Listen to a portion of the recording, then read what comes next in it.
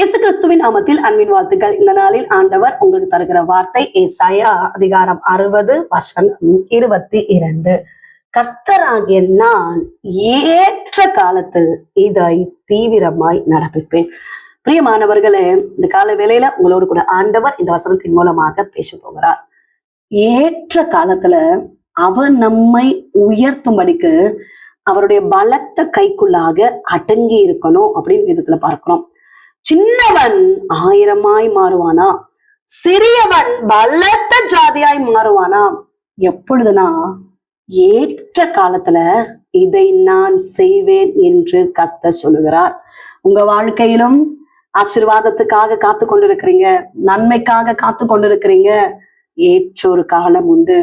சரியான நேரத்துல கர்த்தர் உங்களை ஆசீர்வதிக்கிற நல்ல தகப்பனா இருக்கிறார். பிரியமானவர்களே, ஊழிய பகுதியில் ஒரு வளர்ச்சி உண்டாகாதா? என்னுடைய ஊழியம் ஆசீர்வதிக்கப்படாதா?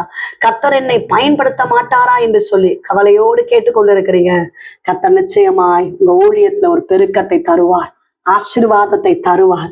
அவருடைய பலத்த கைக்குள்ளாக அடங்கி இருக்கும் போது, அவருடைய சித்தத்துக்கு காத்திருக்கும் போது, நம்மை நாமே அவருடைய சமூகத்துல ஒப்பு கொடுக்கும் போது, ஏற்ற காலத்துல தீவிரமாய் நடப்பிப்பேன் என்று கர்த்தர் சொல்லுகிறார். பிரியமானவர்களே, தேவ சமூகத்துல காத்திருப்போம். உன் வழியை கர்த்தருக்கு ஒப்புவித்து அவர் மேல நம்பிக்கையாயிரு. அவரே காரியத்தை வாய்க்க பண்ணுவார். நம்முடைய விருப்பம் அல்ல, நம்முடைய யோசனை அல்ல, நம்முடைய பலம் அல்ல.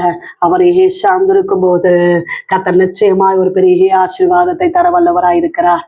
செபிப்போம். நீங்க நேசிக்கிற நல்ல தகப்பனே, இந்த கால வேலைக்காக நன்றி செலுத்துகிறோம். கர்த்தர் தந்த நல்ல வார்த்தைக்காக நன்றி அப்பா. சின்னவன் 1000 சிறியவன் பலத்த ஜாதியும் ஆவான். கர்த்தராகிய நான் ஏற்ற காலத்துல தீவிரமாய் நடப்பிப்பேன் என்று சொல்லுகிறீரே.